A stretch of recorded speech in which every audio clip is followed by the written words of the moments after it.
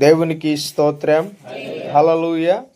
Right, ఈ యొక్క సమయంలో ప్రియమైన దేవుని బిడ్డలారా, కీర్తనకారుడు రాస్తున్న 131వ కీర్తన 3వ చరణాన్ని మనం చదువుకుందాం. దావీదు రాసిన కీర్తన, యాత్ర కీర్తన 131వ కీర్తన 3వ చరణాన్ని చదువుకుందాం. ఇశ్రాయేలు ఇది మొదలుకొని నిత్యము యెహోవా మీదనే ఆశ పెట్టుకొనుము. దేవునికి స్తోత్రం. చిన్న ప్రార్థన చేద్దాం. తలలు వంచి కళ్ళు మూసుకున్నట్లయితే, మహోన్నతుడా, మహాగణుడా, సర్వోన్నతుడా, సర్వాధికారి, నీవే మాతో ఉండి ప్రభువా ఇప్పటి వరకు మీరు నడిపించారు. రానున్న కాలమంతయు కూడా ప్రభువా మీరు నడిపించండి.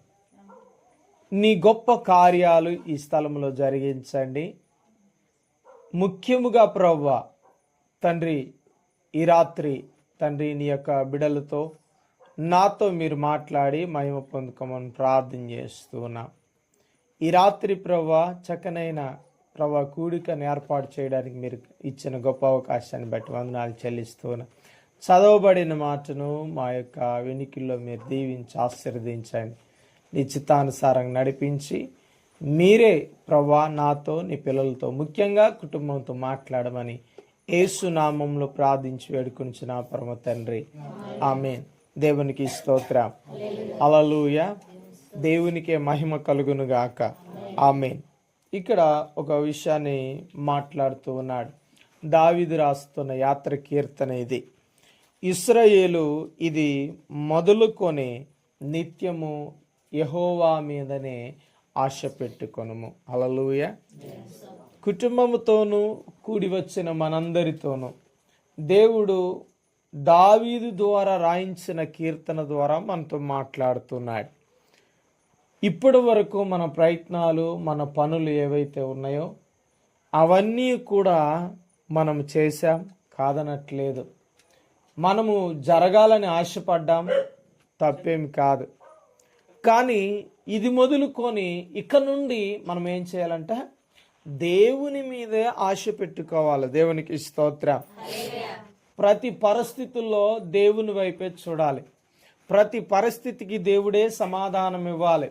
ఆయన సమాధానము కోసం నిత్యం ఎవరి వైపు ఆశపడి ఉండాలంట, ఆశ పెట్టుకొని ఉండాలంటే దేవుని మీదే ఆశ పెట్టుకోవాలి.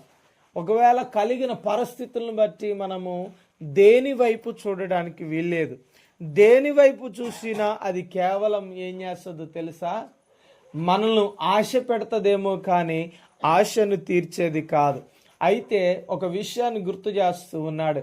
నీవు ఒకవేళ ఆశ పెట్టుకుంటే లోక సంబంధమైన వాటి మీద నువ్వు ఆశ పెట్టుకోకు. లోక సంబంధమైన వాటి మీద నువ్వు కోరిక కలిగి ఉండకు, కానీ దేవుని మీద మాత్రమే నువ్వు ఆశ పెట్టుకో అంటూ ఉన్నాడు. దేవునికి స్తోత్రం. అందుకని అంటున్నాడు, ఇది మొదలుకొని నిత్యము ఎక్కడ కూడా తప్పిపోకు. ఏ రోజు కూడా ఇక నీ ఆలోచన తప్పిపోకూడదు. మనుషుల వైపు లేకపోతే ఇంకా దేని వైపు నువ్వు ఆశ పెట్టుకోవద్దు, కానీ కేవలము దేవుని మీద నువ్వు ఆశ పెట్టుకో. దేవునికి స్తోత్రం. కాబట్టి అలా ఆశ పెట్టుకోగలిగితే, అలా ఆశపడి ఉండగలిగితే ప్రేమైన దేవుని బిడ్డలారా, మన ఆశను తీర్చగలిగిన దేవుడు ఆయన. మన ఆశను ఎంత మాత్రం నిర్వీర్యము చేసే దేవుడు కాదు. మన ఆశను ఎంత మాత్రము ఆయన వెక్కిరింతల పాలు చేసేవాడు కాదు. కనుకనే ఈ రాత్రి కాల సమయంలో ఒక మాటను మనం గుర్తు చేసుకోవాలి.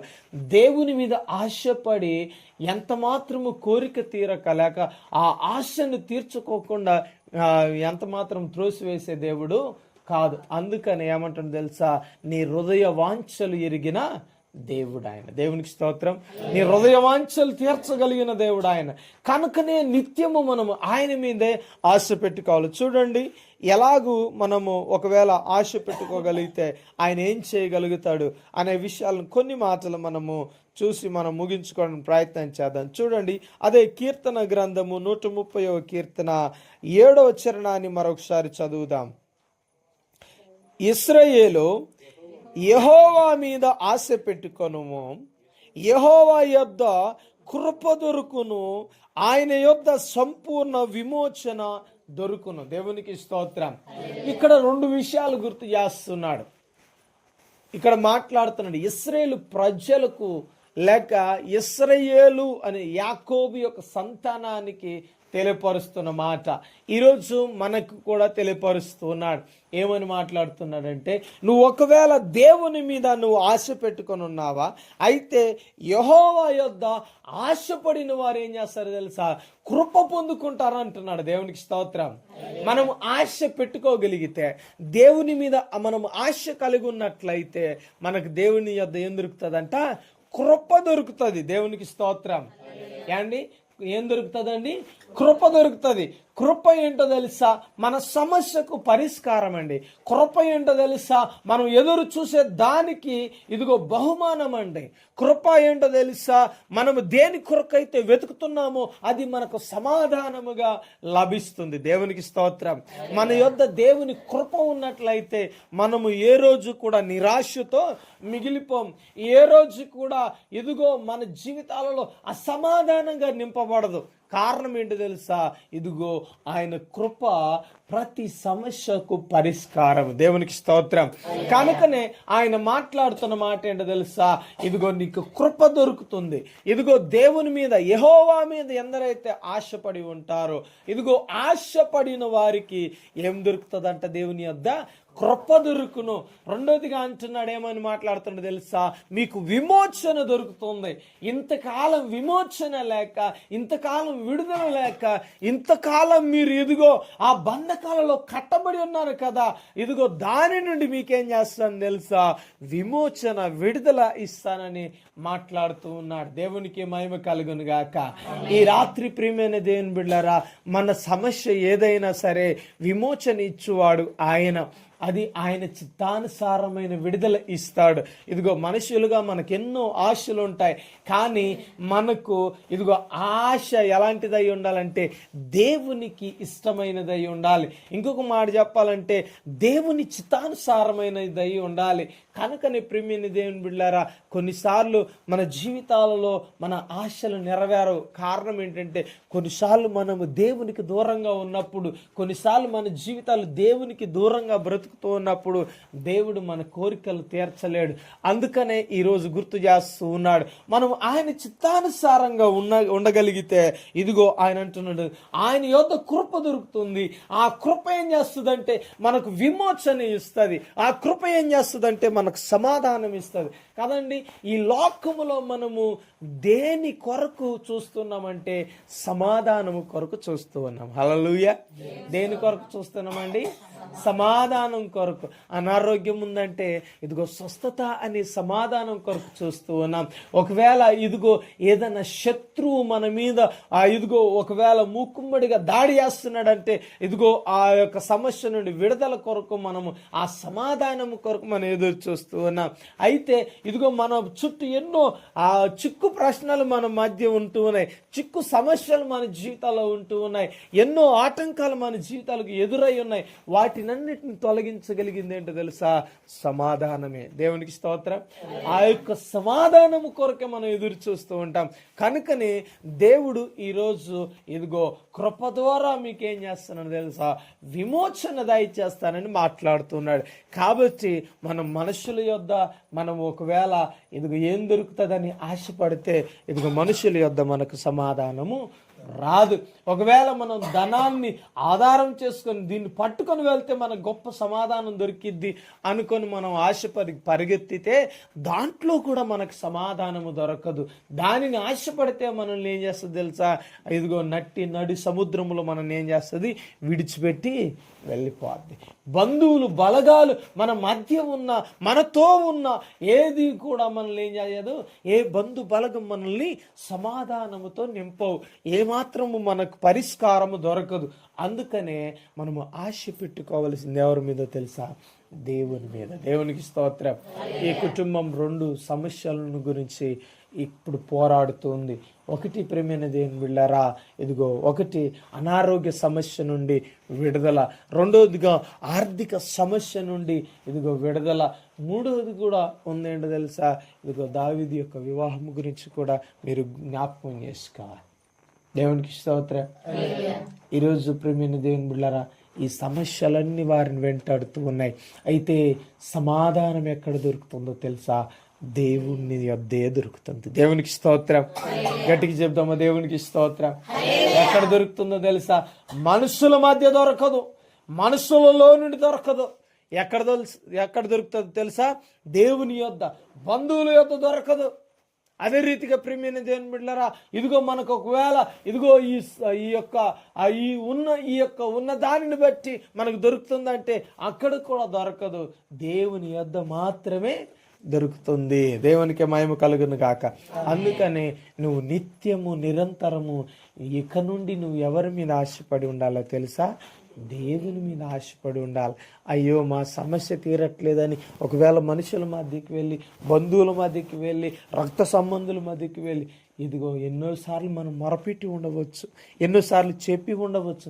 అయితే వారు ఏమంటారో తెలుసా, అయ్యో పాపం అనగలరు కానీ ఇదిగో సమస్యకు పరిష్కారం నా దగ్గర ఉంది అనగలరా?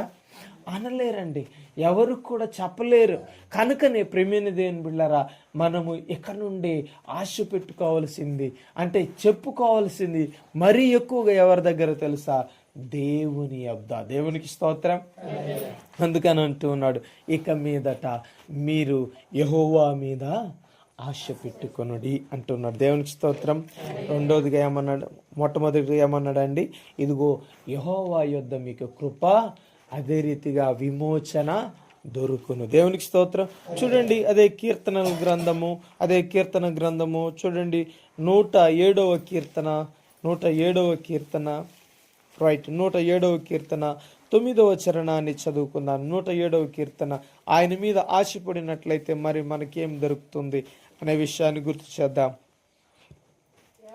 యాలయనగా ఆశ గల ప్రాణమును ఆయన తృప్తిపరిచి ఉన్నాడు, ఆకలి గొనిన వారి ప్రాణమును మేలుతో నింపి ఉన్నాడు. దేవునికి స్తోత్రం.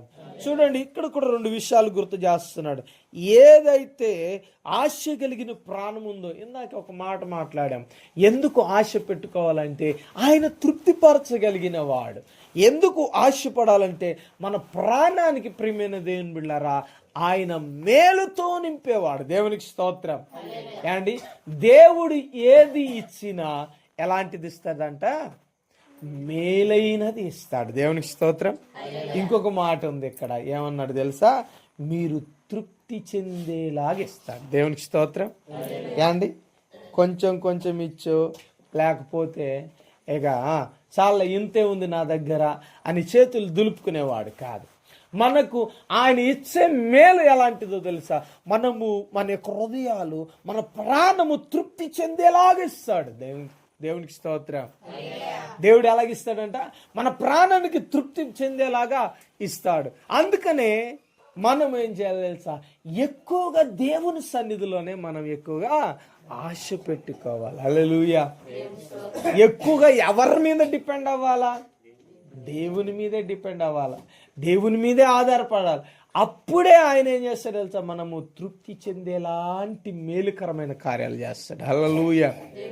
అండి, చాలా మంది మనుషులను నమ్మి తృప్తి లేక ఇదిగో స్నేహాలను విడిచిపెట్టిన వారు ఉన్నారు, బంధువులను విడిచిపెట్టిన వారు ఉన్నారు, ఇదిగో నాయకులను విడిచిపెట్టిన వారు ఉన్నారు. ఎందుకు తెలుసా, అయ్యో అతడు నాకు నచ్చినట్టు చేయలేదండి, నాకు తృప్తి కలిగేలా ఇవ్వలేదండి కదండి. ఇప్పుడు మన జీవితాల్లో ప్రియమైన దేవుని బిడ్డలారా, ఇలాంటి కార్యాలు మనం ఎన్నో చూసాం. అయితే దేవుని యొద్దకు వచ్చువానికి మాత్రం దేవుడు ఏం చేస్తాడు తెలుసా, పూర్తిగా తన ప్రాణము తృప్తి చెందేలాగా మేలుకరమైన కార్యాలు చేస్తాడు. దేవునికి స్తోత్రం. హల్లెలూయా.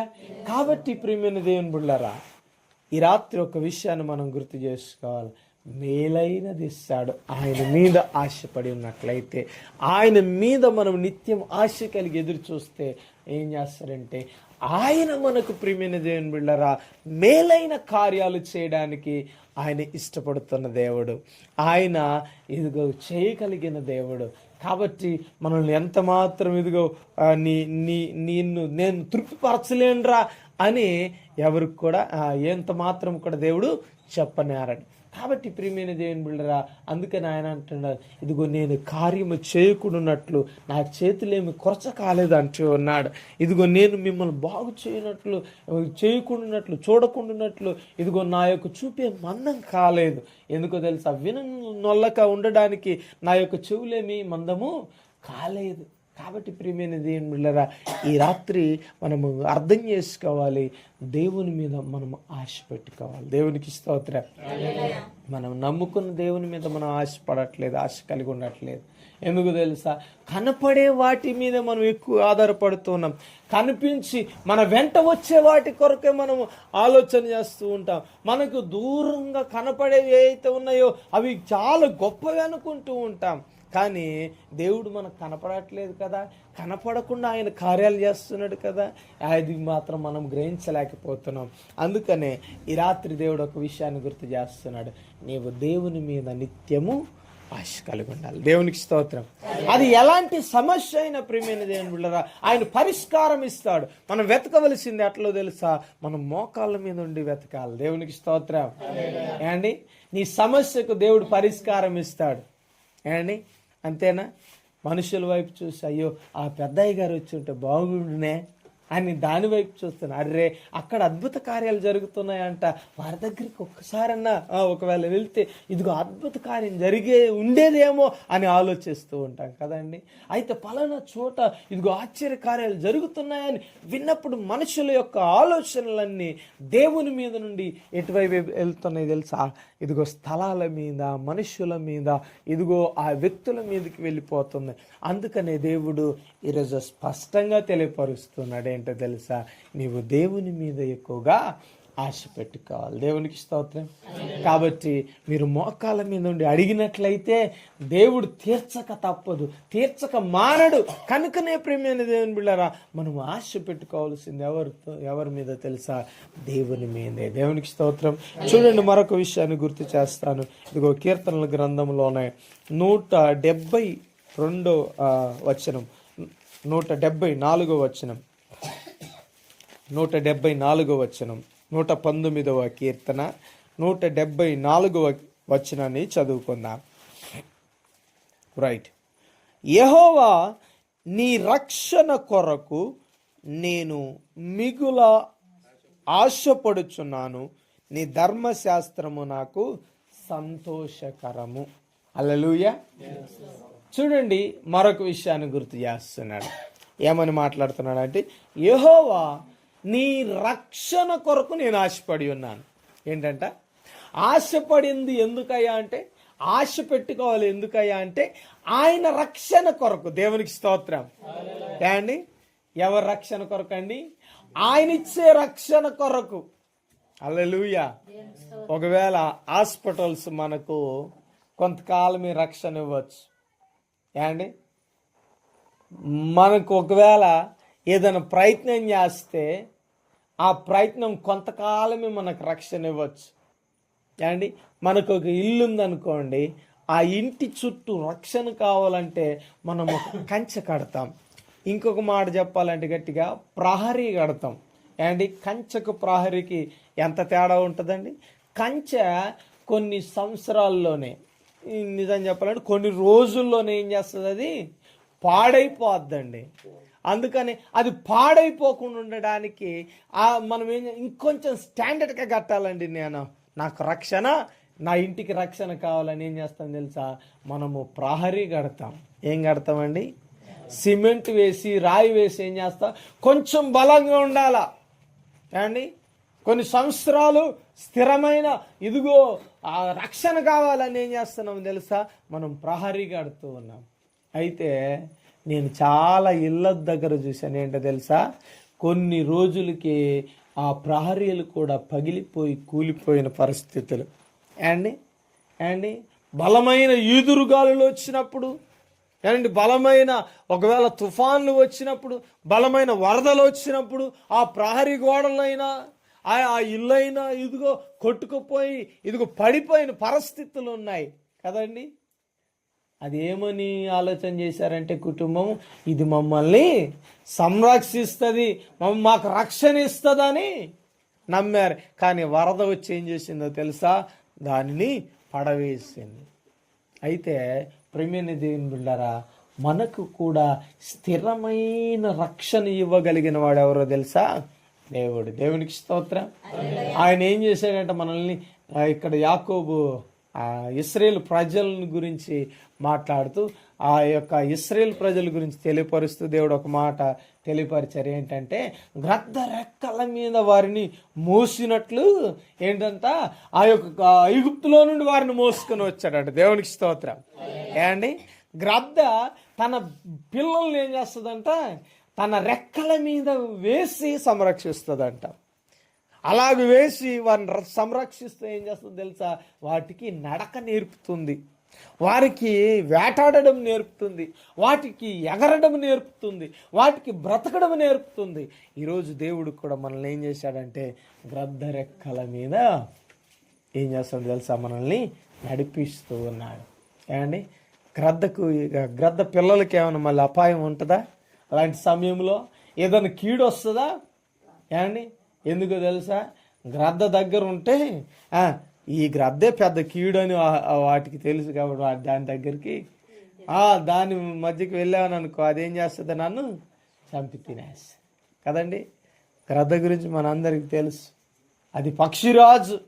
ఏమండి ఏ సర్పము దాని ముందు ఆగదు. ఏమండి ఆగిద్దా? ఏమండి ఎంత పెద్ద జంతువు అయినా దాని ముందుకు వచ్చి దానిని చంపడానికి సాహసించం.